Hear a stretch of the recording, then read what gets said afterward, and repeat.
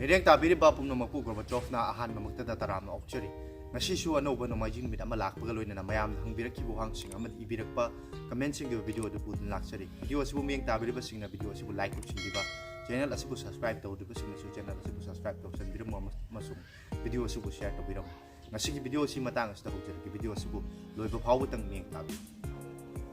ꯉꯁꯤ ꯑꯍꯥꯟꯕꯗ ꯂꯧꯈꯠꯆꯔꯤꯕ ꯀꯃꯦꯟꯠ ꯑꯁꯤꯗꯤ ꯒꯤꯌꯨ ꯍꯥꯏꯅ ꯏꯕꯤꯔꯝꯃꯤ ꯕ꯭ꯔꯣ ꯑꯩꯒꯤ ꯐꯣꯟꯁꯦ MI 10i ꯅꯦ ꯑꯗꯣ Android keep stopping ꯍꯥꯏꯔꯒ ꯔꯤꯄꯣꯔꯠ ꯇꯧ ꯑꯗꯨꯝ ꯍꯥꯏ ꯂꯩꯔꯦ ꯕ꯭ꯔꯣ ꯀꯃꯥꯏ ꯐꯗꯣꯏꯅꯣ ꯑꯝꯇ ꯍꯥꯏꯕꯤꯌꯣ ꯃꯁꯤ ꯑꯗꯣꯝꯒꯤ ꯁꯣꯐꯋꯦꯌꯔꯗ ꯄ꯭ꯔꯣꯕ꯭ꯂꯦꯝ ꯈꯔ ꯂꯩꯔꯦ ꯁꯣꯐꯋꯦꯌꯔꯗ ꯕꯒ ꯂꯩꯕ ꯍꯥꯏꯕ ꯇꯥꯔꯦ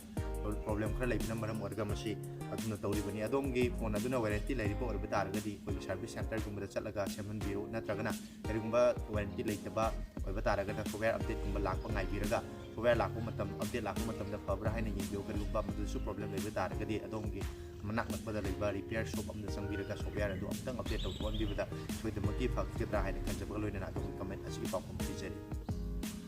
ꯃꯊꯪꯗ ꯂꯧꯈꯠꯆꯔꯤꯕ ꯀꯃꯦꯟꯠ ꯑꯁꯤꯅ ꯀꯪꯂꯩ ꯏꯆꯤꯜ ꯏꯅꯥꯎ ꯍꯥꯏꯅ ꯏꯕꯤꯔꯝꯃꯤ Redmi Note 12 Pro 5G ꯏꯟꯗꯤꯌꯥꯗ ꯂꯣꯟꯆ ꯇꯧꯈꯤꯔꯣꯏꯗ꯭ꯔꯣ ꯕ꯭ꯔꯣ ꯍꯥꯏꯔꯤꯕ ꯐꯣꯟ ꯑꯁꯤ ꯆꯠꯂꯤꯕ ꯆꯍꯤ ꯑꯁꯤꯒꯤ ꯗꯤꯁꯦꯝꯕꯔ ꯅꯠꯇ꯭ꯔꯒꯅ ꯖꯅꯋꯥꯔꯤ ꯑꯁ꯭ꯋꯥꯏ ꯐꯥꯎꯕꯗ ꯂꯥꯛꯂꯤꯕ ꯖꯅꯋꯥꯔꯤ ꯁ꯭ꯋꯥꯏ ꯐꯥꯎꯕꯗ ꯂꯣꯟꯆ ꯇꯧꯒꯅꯤ ꯍꯥꯏꯅ ꯄꯥꯅꯔꯦ ꯑꯗꯨꯕꯨ ꯍꯧꯖꯤꯛ ꯐꯥꯎꯕ ꯆꯞ ꯆꯥꯕ ꯑꯣꯐꯤꯁꯤꯌꯦꯜ ꯑꯣꯏꯕ ꯗꯦꯠꯇꯤ ꯀꯟꯐꯥꯔꯝ ꯑꯣꯏꯗꯕꯅ ꯃꯔꯝ ꯑꯣꯏꯔꯒ ꯀꯔꯝꯕ ꯃꯇꯝꯗ ꯂꯣꯟꯆ ꯇꯧꯒꯗꯕꯒꯦ ꯍꯥꯏꯕꯁꯤ ꯍꯥꯏꯕ ꯉꯝꯖꯗ꯭ꯔꯦ ꯑꯗꯨꯕꯨ ꯌꯥꯝꯅ ꯊꯨꯕ ꯃꯇꯝꯗ ꯍꯥꯏꯔꯤꯕ ꯐꯣꯟ ꯑꯁꯤ ꯏꯟꯗꯤꯌꯥꯗ ꯂꯣꯟꯆ ꯇꯧꯔꯒꯅꯤ ꯍꯥꯏꯅ ꯑꯗꯣꯝꯒꯤ ꯀꯃꯦꯟꯠ ꯑꯁꯤꯒꯤ ꯄꯥꯎꯈꯨꯝꯁꯨ ꯄꯤꯖꯔꯤ ꯃꯊꯪꯗ ꯂꯧꯈꯠꯆꯔꯤꯕ ꯀꯃꯦꯟꯠ ꯑꯁꯤꯅ God Elucard ꯍꯥꯏꯅ ꯏꯕꯤꯔꯝꯃꯤ Sir iPhone 14 Pro Max ka Samsung Galaxy S22 ka kanana hena fabage haibiyo adom hangbireba phone ani asida adom gi sinabagi makha pole hajaba tare camera gi damakta adom na camera kapa video number gumba gi damakta hena thoidoi no na phaba phone ama yingbiram tar ga iPhone 14 Pro Max haiba se adum ki matik faraba phone ama oiri performance ki mathang da su thodok na hanthada ba adubo adom na sinabagi makha pole hajariba se Android user na tagana hogi Apple gi iPhone user sing asigi experience sikena bana maram oirga Samsung gi S22 haiba se phone ama ni haina adom da suggest tawjari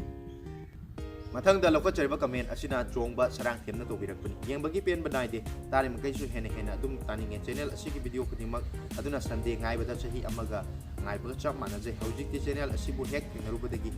hena mobile gi maramda khanglamdaba kaya khangjare masi makna maram oiraga isagi chinba kana leirabasu channel asigi video thagalpa ngaijari chongba sarang thembu su aigi market gi tobimal khangbu chari amasu hangali thaga chaba pongdok chari maramdi thaga chari video ki magle plitana yengbiba amadi nungairaba puning thagatbiba comment kia tobiba loina matam matam chanaraba wang ya sambirakuna channel asigi thawai habibani haina ninjabaga loina adombu matam leiba kibikta aigi market gi tobimal khangbu chari tumdesu thaga chakadaba video si bolle plitana yengbiyo amasu channel asigi video si asibu yengnabgi damakta tarama okga loina ngaibiram ba haibisi aigi damakta laiba phawani amasung tungda makha tanu ginabgi damakta malukchabaga loina adongi comment asigi pawkhumsu bijari mathangda lokachariba comment asina langlen chanungna tawirapuni bro thagi anouba thokpa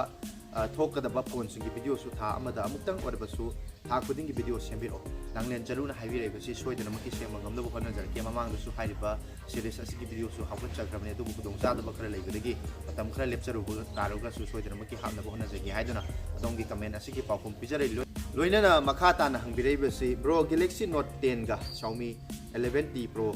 5G ka karamana hena sinaba nungaigani adomna hangbireba phone ani sida aikogi features khudi makta haijaba tare camera gi matangda loina makta yengjarba taragadi aikogi software gi experience ta user experience ta puni makta Samsung gi phone asina hena nungaigani adu performance gi matangda yengmo tamda Samsung da yauriba Exynos ki processor asi matam khra gi mamangda matam kuiraba haijaba tare matam khra gi mamangda launch tawkiba processor hapna maram oirga performance ki matangda khachitang hantagani maram aduna adomna performance ki damakta game gumba sanaba gumba yengbiram taragadi Xiaomi gi phone asina fagane aduga camera gumba video number gumba atopa features diramate yengbiram taragadi Samsung gi phone asina hena sinabu matamda nungaigani haina adongi comment asigi pawku bijari mathangda lokachariba comment asina goti mayum bigishana tobirakpani bro use phone logosi kana bro phai phate kamai check togani hoi masi adongi sinabagi makha bole haiba tare masi matang sidasu aikogi use phone logosi ayamana iPhone gumba natragana yamna flagship level da leba premium level gi phone sing gumba na hena aikoina second hand gumba si longnei adubu phone sing asi kaya yamna faribano haibasi akoi sinaraga pairaga yengragadi amasi na haiba fangam mapan gi outer damage na kaji crack mai cover gumba sokko leba tare kasu manungda performance ki matangda kai gumba sodong na sokko leba tare gadi haiba phone sing asi lawla sodong na problem nai roi amasu masi adong sinabagi makha bole haina comment asigi pawku pije mathangda lokachariba comment asina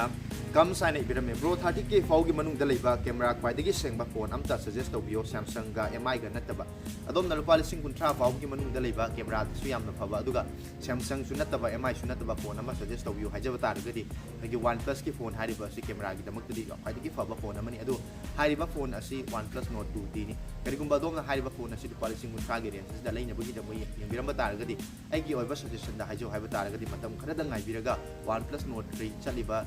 ये असकी लोसल पुसरुक दा सोइदन मुके launch तौरगदबा phone अमनी हाइबा phone असि ओइना ngaibiraga लेबने हेना दोंगी दमक्ता कुदों चागनी हाइना कमेंट असकी पाउकुमसु पिजरी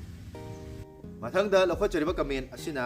योबर्टा लोंगजमना तौबिरकपनी अतोपा ब्रांड की स्मार्टफोन कयाना मेन कैमरा 50 मेगापिक्सल 64 मेगापिक्सल नत्रगना 108 मेगापिक्सल ओइरगा Samsung Galaxy S21 FE दना 12 मेगापिक्सल खकोय मेगापिक्सल पिखरगसु कैमरा मयक सिंगी हाइबसी करिगनो खंजनिगे मसिना ताकपदी स्मार्टफोन अमगी कैमरा सेंगबा सेंगबा हाइबसे मेगापिक्सल द लेति हाइबे याबरा होय अदोमना हाइबिरैबसी यामनमक चुम्बा वफम अमनी हाइजब तारे होय Samsung गुम्बा iPhone गुम्बा यावरिबा कैमरा सिंग असि 12 मेगापिक्सल गुम्बा megapixel ngakni adubu mayek sengbagi changda yengnaruba targadi Samsung amasung iPhone ka compare tawba yaba phone amata leiti haijaba tare maram asina maram oiraga ado akoi gi hujiki matamgi anoba phone sing yawriba 100 megapixel 64 50 hadiba sing marketing gi ama khaktani 12 megapixel ki camera oiba taragasu camera si kapalon matungda process taw matamda processing tawraga yam phajana puthorokgi amasung masigi makha poli software gi makha poli haibaga loinana software amasung hardware ani gi combination asi Samsung gu iPhone gu badana hena pabna maram warga make sing uri bani haina dongi comment asige paukumsu visit mathangda lokachariba comment asina Boli masti hani birame bro gi video se yam lik na yenglise bro na chin bat ai gira unboxing na traga phone singi detail gi matang da oir pasu video khara toina sembiro happa ta amada ahum lakti upload to video hoi adom pbd suggestion asi amna mo power suggestion amani masi so election jarga ngamna badi kona jage adubo masida laiba problem masti ngasi pauda in channel asida unboxing tawjari ba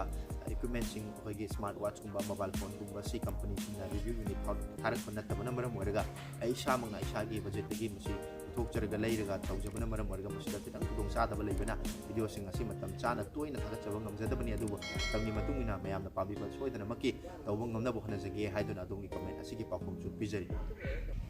masini ngasigi mayam nang birak ki bohang sing madi birak pa comment sing go video asibu miyang tabi ba sing amadi video asida comment to birak ki ba mayam puna mapusu ai gi maike digi hain ngari tan thaga chapa pongdok chari tungda su adom na mobile phone sing matang da technology ka mari lena ba kamini ba wang sing leba tar su ngasigi video gi comment section da sung soi soi dana le biram amadi channel asida pipining ba suggestion leira su ngasigi video gi comment section da sung soi soi dana biram mayam na birak pa hang sing ang birak pa comment loina na birak pa suggestion gi loina na video mapudon lak chege ngasigi oina di video asi matang asida lo sinjari tungda no video amada muk yang nasi mata madu fau gi tamak di mayam puna makti kai na bagi atan ni je